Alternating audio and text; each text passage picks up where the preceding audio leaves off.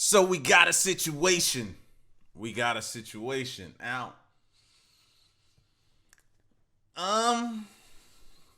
it's the title. It's the title. The title got it. I don't know where this one is going. I don't know where this one is going. You know, a lot of other videos, I don't never know where the videos go, but this one, listen to the title. Incest murders. That's where I stopped at. Incest murders. Huh? That's where I stopped at, bro. I don't know what's going on. But anyway, it says it's the most horrific story you've ever heard, and I'm gonna believe that. So prepare yourself. You may need a drink for this. I'm gonna tell y'all, and I don't even got one. I should have had one for this video, but I ain't know. Get you a drink. Pause it. Get you a drink, cause it's probably finna be crazy. Let's get to it. Killed his baby and leaves in the house. Okay, you said that he told you he killed his baby. Okay, ma'am, listen to me. What's your name? When an adopted daughter decided to reconnect with her biological parents, she had no idea that it would be the worst decision of her life.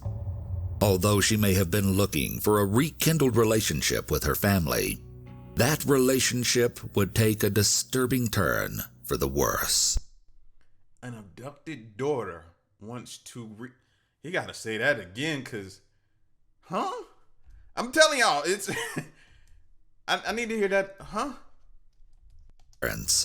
She had an adopted daughter decided to reconnect with her biological parents. She had no idea that it would be the worst decision of her life. Although she may have been looking for a rekindled relationship with her family, that relationship would take a disturbing turn for the worse. What is up, Iwu Crew? Today we will be following the destructive series of events that turned a man into a cold-blooded killer. They say blood is thicker than water, but when it comes to this case, it will be proven that father doesn't always know best. Let's get into it. As a young man in his early 20s, Stephen Pladel groomed an underage girl from San Antonio he had met over the internet. He decided to make the trek from his home in New York all the way down to Texas to meet the young girl. The year was 1995, and the girl was 15-year-old Alyssa. The pair's parents didn't stand in the way of their union, even though Alyssa was still a child at the time. So many problems. So many problems. I just can't compute so many problems with this so far. Nobody's going to object to a 20-something-year-old and a 15-year-old. We're not going to stand in the way. What? Some of y'all don't need kids. It's clear to me. Of their union, even though Alyssa was still a child at the time. The two continued their relationship, and Alyssa soon became pregnant just 2 years after meeting Stephen. On a January day in 1998, the young 17-year-old Alyssa went into labor, and together with her soon-to-be husband Stephen, welcomed a little girl into the world. Alyssa allegedly witnessed Stephen physically abusing their infant daughter, who they named Denise. According to Alyssa, he would pinch Denise so hard that he would leave bruises all over the defenseless baby's body. If that wasn't enough, she claimed that Stephen would even trap the baby in a cooler and diabolically wait until almost all the oxygen had run out before releasing her. Oh, so now everybody's realizing he's disturbed. Not when he was courting a 15-year-old. He wasn't disturbed then, huh? It was all good then. Now he goes further and displays even further signs of being a sick, twisted, demented fool. And now everybody wants to raise red flags, including you. Like, what do you think is going through a mind of a person who's willing to to date a 15-year-old at his age? You think he's all the rest of them's good? No. It's got to be more once you peel back these onion behind layers. Till almost all the oxygen had run out before releasing her. But these were sadly only just a few of the alleged abuses his daughter would experience at her father's hands. Fed up, Alyssa stepped in and did one of the hardest things a mother could arguably do. She decided to give her baby up for adoption so that her 8-month-old could live and be happy. Stephen and Alyssa's daughter Denise was adopted by Anthony and Kelly Fusco, who were described as very kind and open-hearted people. They renamed the baby Katie, and she was sent to live with them in their happy home in Dover, New York. There, Katie would grow up to become an artistic young lady on her way to college. All the while, her birth parents, Stephen and Alyssa Pladel, remained together and had another daughter nearly 10 years after giving up Katie for adoption. You can't be that dumb. You can't be that. You can't be that dumb. So you gonna give up a child and then turn around and say, you know what? I think he's healed. Let's try to give him another one. I be trying to shoot y'all some bail money and give y'all the benefit of the doubt, bro. But y'all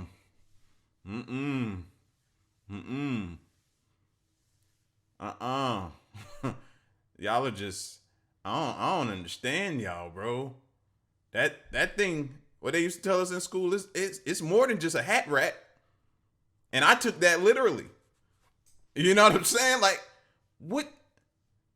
You really gave this person another, he was putting your baby in a cooler and trapping her until just upon brink of death. Then he opened it up and give her oxygen.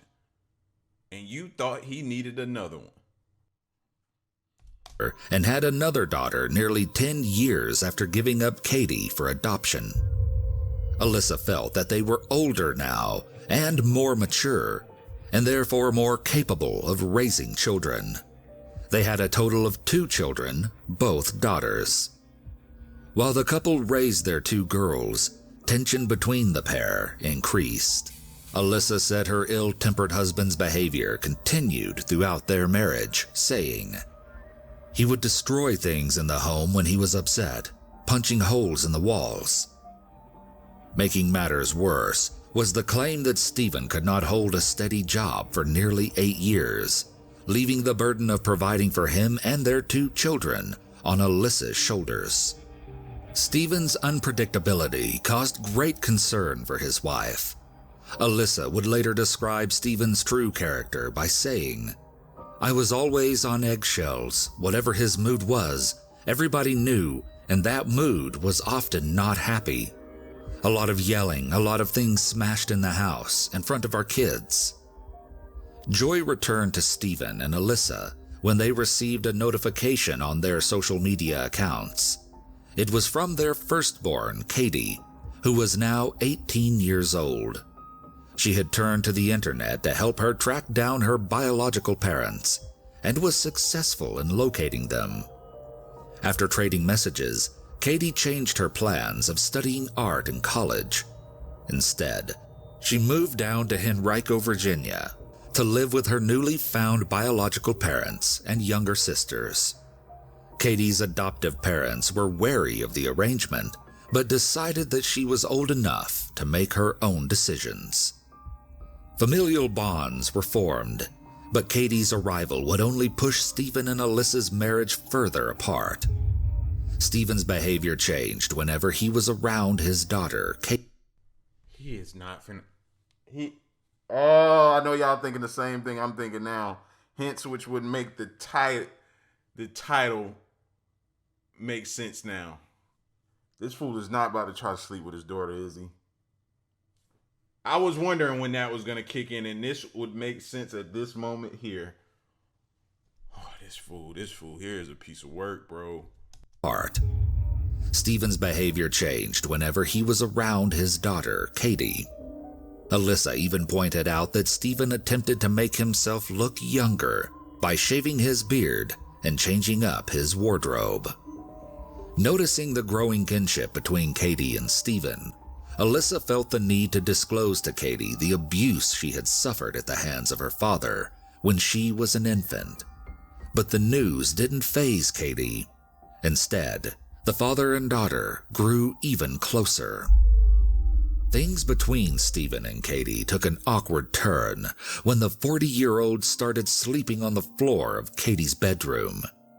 Growing concerned by the situation, Alyssa asked Stephen why he felt the need to sleep in her room. He became confrontational and stormed out of the house. Stephen's affection for his daughter had transcended normalcy. They had fallen in love. In November of 2016, still unaware of her husband's and daughter's intimate relationship, Alyssa moved out and filed for a divorce from Stephen. They split the custody of their 2 younger daughters, and Katie stayed in the home with Stephen. Now with nothing in their way, Stephen and Katie continued their incestuous relationship.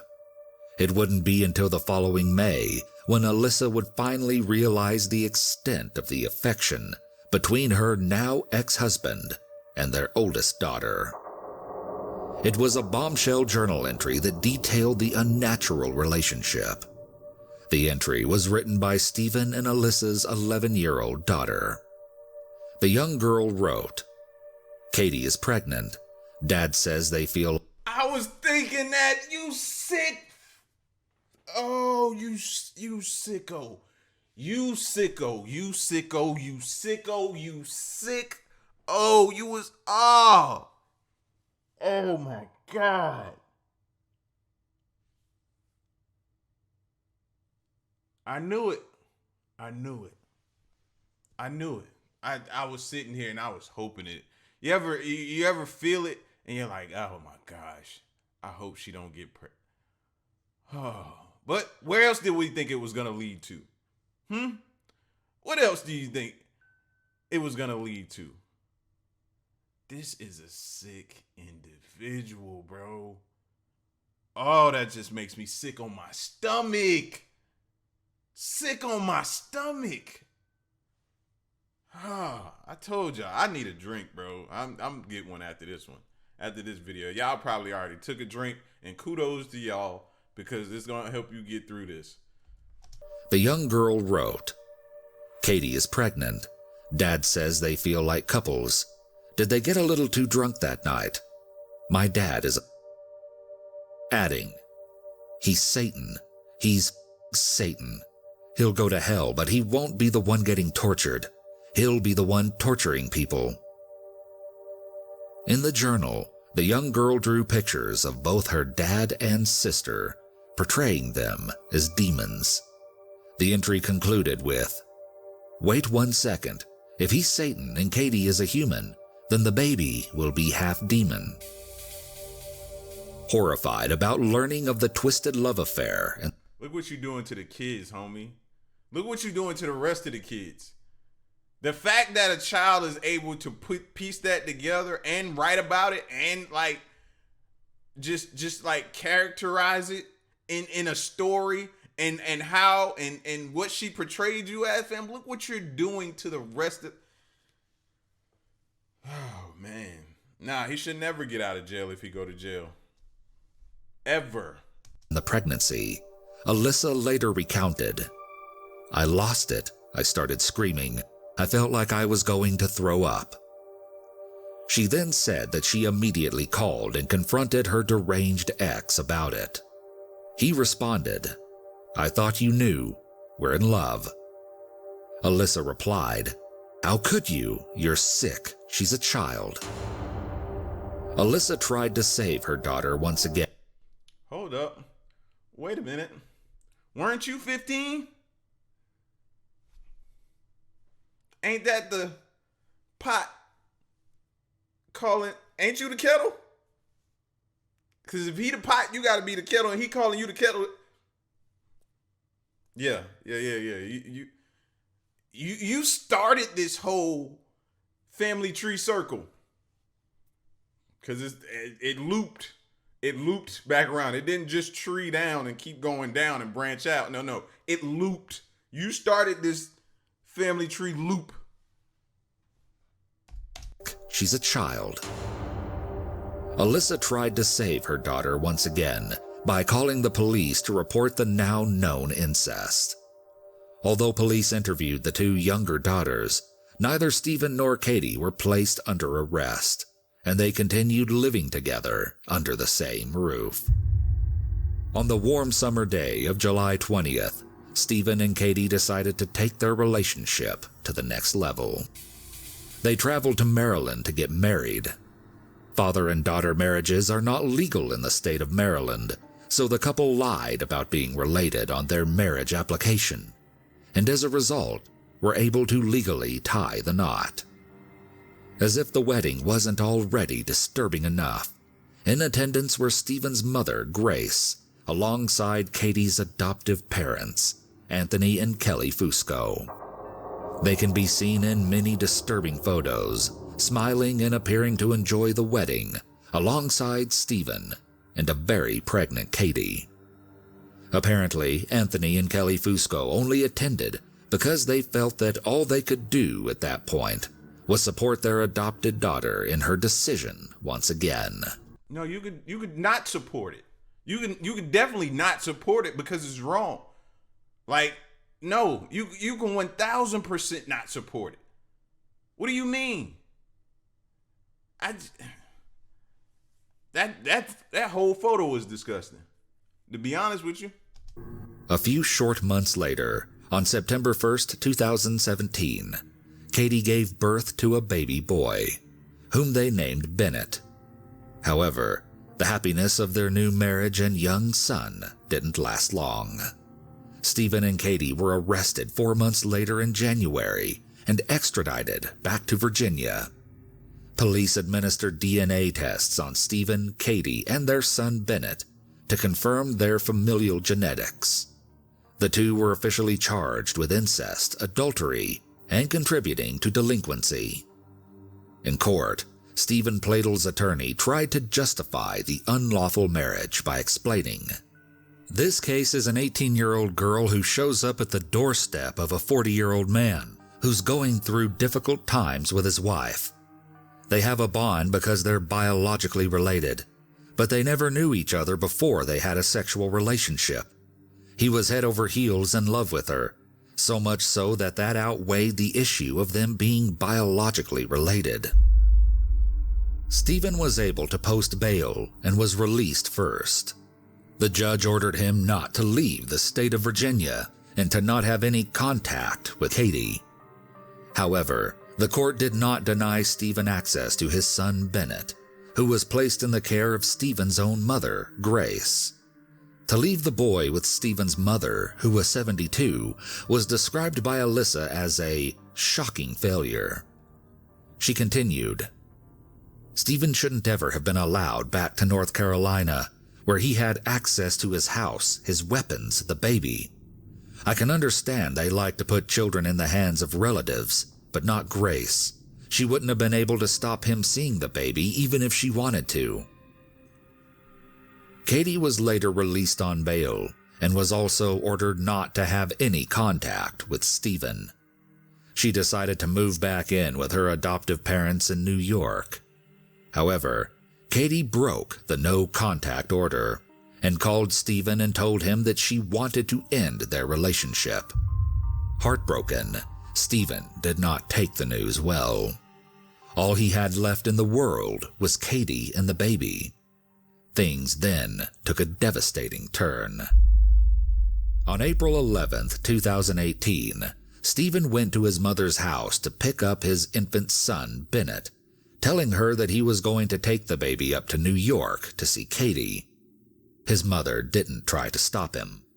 She couldn't have imagined that handing over the little boy would be a death sentence for the helpless child. Heck, I think if she'd have known, she'd have still handed the baby over. At this point, I feel like they condone everything, including murder. Why not? Why not? They ain't stopped nothing this far. Why would I believe that they would have stopped this from happening if they could have? No. He would have told them what he was gonna. He could have line by line told them what he was going to do and what he had planned. And they'd have been like, okay, you want to take a picture? One last picture before you go? And take a last picture before you go? Because we support you. Stephen took the boy to his home in Knightdale, North Carolina, where he strangled him and left his tiny, lifeless body shuttered away in a closet. This was only the beginning of Stephen's murderous rampage. He left the house and proceeded to drive 600 miles through the night, up to New York, where he had planned to confront Katie. In the early hours the following morning, Stephen arrived at the home of Anthony and Kelly Fusco. He sat and patiently stalked the family from inside his blue minivan. He was familiar with the Fusco's family routine, and he knew they would eventually leave to visit Katie's adoptive grandmother in Connecticut. As expected, Katie and Anthony emerged from their house and pulled out of the driveway in their Toyota pickup truck. Stephen followed closely behind in his minivan. Stephen couldn't hold back his rage any longer, and when the Fusco's truck came to a stop, he pulled up beside them and began firing upon them. With every shot fired, he unloaded his fury onto Katie and Anthony Fusco, killing them both in cold blood. An off-duty firefighter was there to witness the massacre and was the one to make the 911 call to first report the double killings. The firefighter described the horrific scene to dispatchers. 911, what's the location of your emergency? Hello, this is Connecticut. It's on Route 7 and Route 55. Someone just went by and shot this guy in the truck. Somebody just shot somebody in a truck on Route 55, sir? Yes, right at the beginning of Route 55 and Route 7. It just happened. I'm a fireman out of New York. The car pulled up, went around him, shot him. Whole clip full into his head. Okay, sorry. Is you still with him? We're here at the road. Where? Right at the intersection? Yes, sir, right at the intersection. Okay, sir. He's deceased, boss. The truck's in the middle of the road. He's dead? Yes, sir. Brains are on the road. And he was shot. Did you see the person who shot him? Yeah, we pulled up. There's a whole, yes. Who? Okay, which way did the vehicle go? Headed toward New Milford, down Route 7. Down Route south. 7? What, can you describe the vehicle to me? It's a blue minivan with, I believe, a South Carolina plate. Blue minivan, South Carolina plate? Yes, sir. A light blue minivan. Okay, sir, just stay on the line with me. 911 dispatchers soon received another phone call. This time it was Stephen's mother, Grace. In the call, Grace described what Stephen had just confessed to her, telling dispatchers about the dead baby boy and how Stephen had killed Katie and her dad. He killed his wife. He killed her father. And I can't even believe this is happening. He left. Stop it, Mom. What do you mean you can't believe this is happening? Well, tell me, what can you believe? Huh? You know what? You know what? These videos is making it real hard for me to follow community guidelines. Making it real hard for me to stay in compliant because there's a lot of things I want to say that are not compliant right now. So I'm going to just take a deep breath before I spaz on every single one of them and have to take a little break from the platform. The baby dead when he left. Stephen's mother cried out to the dispatcher. 5 miles from the scene of Katie and Anthony Fusco's slaying, police found Stephen's vehicle, but Stephen was in no condition to be arrested. He had shot himself, and his motionless body sat slouched in the driver's seat of the running vehicle. Stephen's ex-wife, Alyssa, eventually looked back on the events and said, "It's been a difficult roller coaster of emotions because I'm so devastated by the loss of Katie and her adoptive dad and baby. But it's such a relief that I don't have to look over my shoulder anymore to see if Steve is there." Finally somebody say something, you know what I mean? Because she was glad he was gone, you know? Oh, this one made my nerves bad, y'all. I ain't even gonna lie to you, bro. My nerves is shot over this one. This fool, and I knew he was gonna take that coward way out. I knew it. I knowed it. I knowed it. God, I knowed it. This one here, man. Yeah, good thing this one is the last one for the day, bro. Whew. So I don't think my poor little heart can take another one of these, fam. Cause I can feel my pressure up. That's just wrong on so many different levels. And this is why you stop it in the beginning to prevent something like this from happening at the end. Y'all be safe though.